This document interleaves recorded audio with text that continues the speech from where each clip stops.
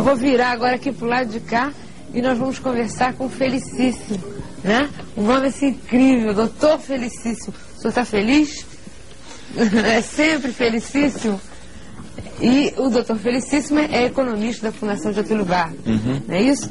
E o senhor veio falar sobre como administrar uma casa. Eu acho que isso interessa a todo mundo, não ficar no vermelho, não pagar ágio, é isso? Não deixar faltar o produto, não furar o orçamento, ainda sobrar dinheiro pra gente botar na poupança e aplicar. Aí é o Mandrake, o mágico. Aí não. É mais que isso, Lúcia. A Ana falou em questão de doença no trabalho, que até que ponto você não bota aquela cadeirinha para a pessoa que atende lá no comércio sentar para descansar e tudo mais. Muito ponto de vista político, né? O operário não exige, o Brasil tem essa desigualdade grande.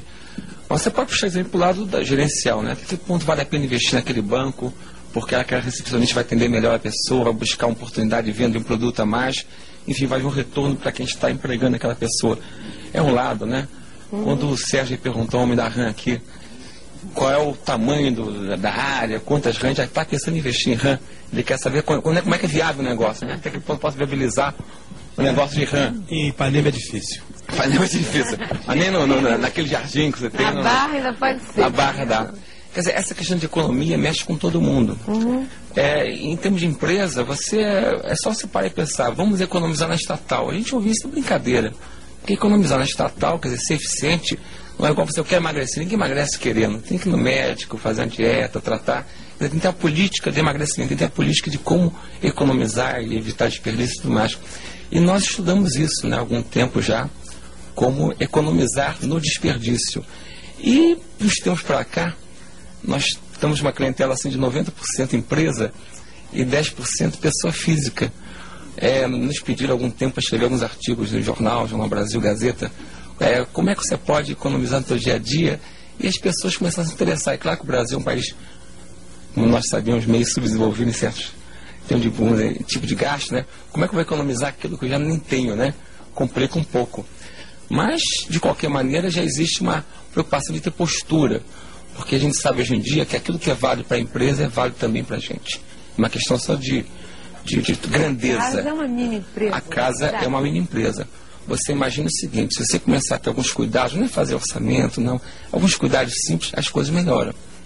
Porque tem gente que não tem cuidado nenhum, e tem gente que se pune, né? O vinho está caro, não tomo vinho.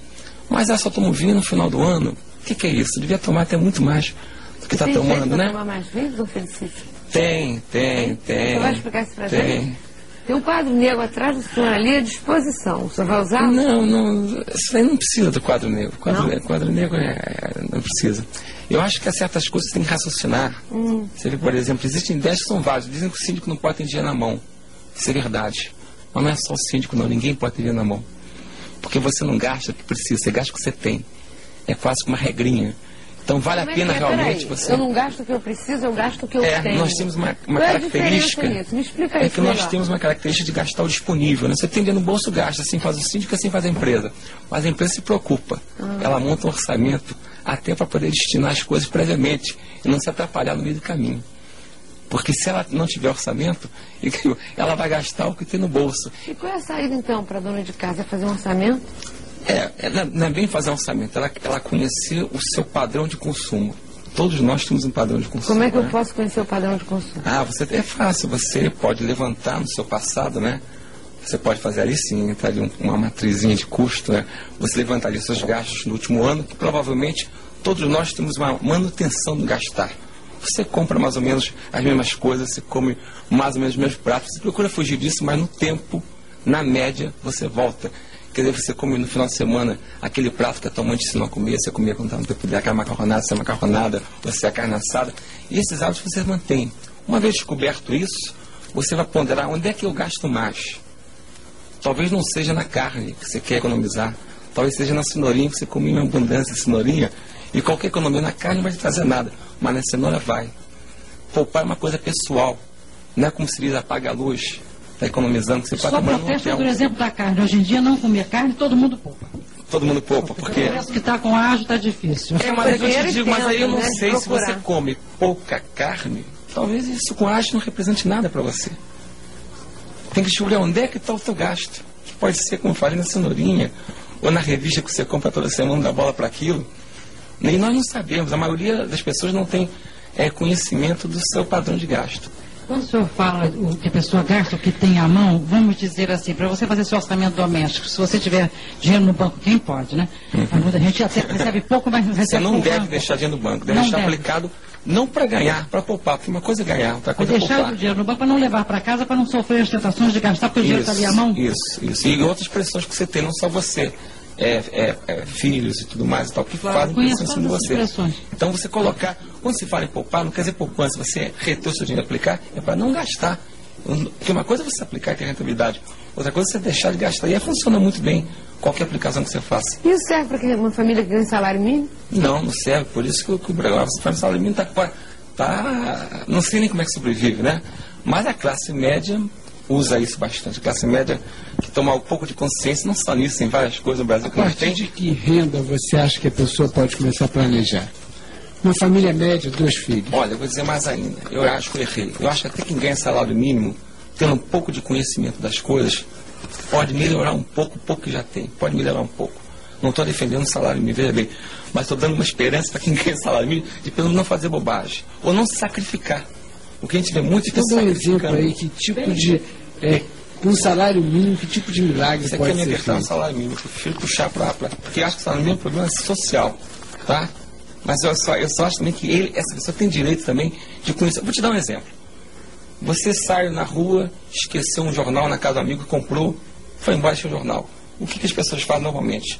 Puxa, vou esperar para ler amanhã o jornal. Ou então vou voltar lá e vou talvez gastar muito mais dinheiro para recuperar o jornal do que se você comprasse uma banca do lado. Um outro jornal que se dane. Aquilo é um custo perdido. A pessoa física pode se dar o trabalho de gastar muito mais para recuperar o jornal. A jurídica nunca. Se ela faz uma análise e vê que aquele custo que ela investiu não é mais necessário, ela abandona e parte para outro. Você reformou o seu carro, já tem carro classe média. Mas tem a proposta de venda do carro muito boa. Ah, mas eu acabei de gastar, como é que fica?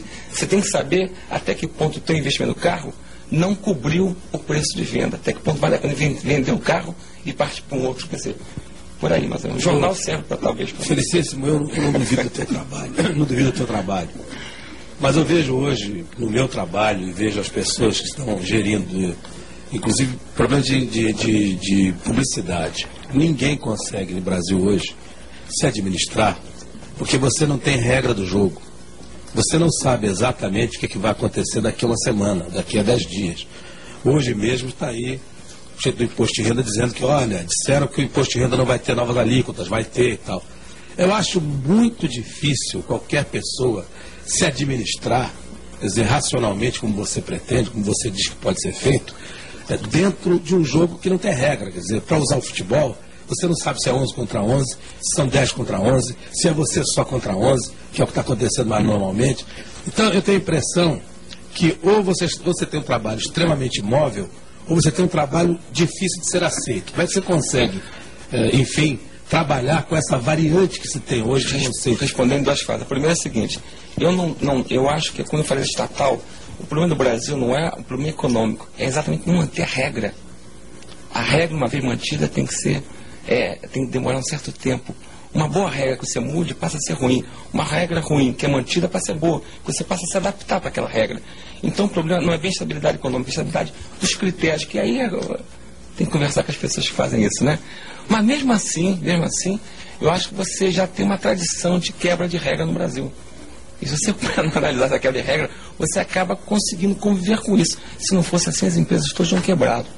Quando mandaram as empresas investir naquele momento, algumas não investiram, é que elas sabiam que a regra ia mudar. Então não se arriscaram a investir muito. Que, aliás, seria muito bom que todo mundo investisse, porque haveria concorrência. E onde a concorrência há menor desperdício, equilibraria um pouco as coisas, né? Não havendo investimento, há uma queda de oferta de trabalho, de mercado de trabalho. Não é? Eu acho que isso tudo, o Brasil está enfrentando um momento muito difícil de você ter qualquer planejamento. Eu sou favorável ao planejamento, mas acho difícil você ter uma empresa pequena ou média e você não sabe o pulo que você vai dar nesse ano de 87, porque você não sabe o que vai acontecer em março, quando o Cruzados fizeram 1 ano exatamente. Então, acho meio doido você conseguir planejar alguma coisa. Quero saber como é que você consegue viver nisso aí. Era muito mais fácil você planejar no Cruzado 1. Tanto é que todo mundo saiu planejando. Aliás, saiu até investindo porque poderia planejar. Houve uma certa certeza que se viu que não era bem assim. Agora, mesmo com um grau de incerteza, veja bem, as pessoas têm que sobreviver, elas estão aqui. E elas não têm, pior é você fechar os olhos, não estou vendo nada. Então, mesmo com esse grau de incerteza, você pode ter alguns cuidados. Eu vou te dar um exemplo fácil.